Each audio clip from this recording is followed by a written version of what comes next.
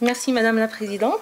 Donc permettez-moi de partager avec vous et surtout discuter avec, profiter de la présence de professeur Claire Fieschi pour discuter un cas clinique. Donc c'est un patient âgé de 64 ans.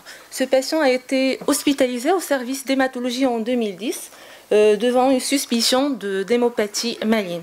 Le patient avait un syndrome tumoral fait d'une splénomégalie énorme qui dépassait 20 cm, une hépatomégalie, ainsi qu'adénopathie périphérique au niveau susclaviculaire et d'adénopathie profonde, aussi bien hilaire que digestive.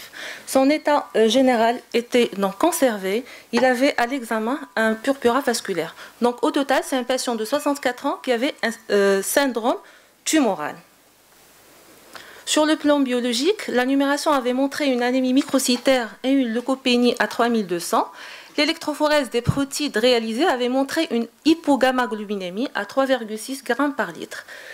Il y avait donc la présence d'une immunoglobuline monoclonale à l'immunofixation.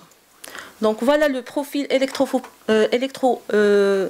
de l'électrophorèse des protides de ce patient. Donc vous voyez très bien l'hypogammaglobulinémie bien enregistrée sur ce profil, donc avec des gammaglobulines à 3,6 g par litre. Donc un dosage des immunoglobulines a été fait qui avait objectivé des IgG diminués inférieurs à 3,3, des IgA diminués à 0,13 et IgM qui était augmenté à 8,74 g par litre. Donc, chez ce patient, une maladie de Waldenström ou macroglobulinémie de Waldenström a été suspectée devant la présence d'immunoglobulines monoclonales de type M. Un myelogramme a été réalisé, il était normal. Un complément par une BOM également réalisé qui n'a pas objectivé d'infiltration lymphoplasmocytaire.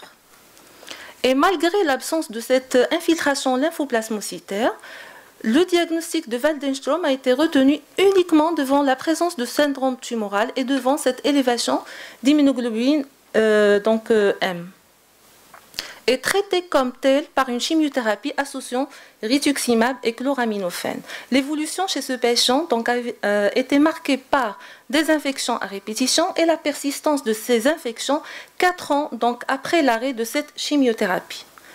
Donc, en 2016, on récupère chez ce patient au service de médecine interne pour suspicion de déficit immunitaire primitif.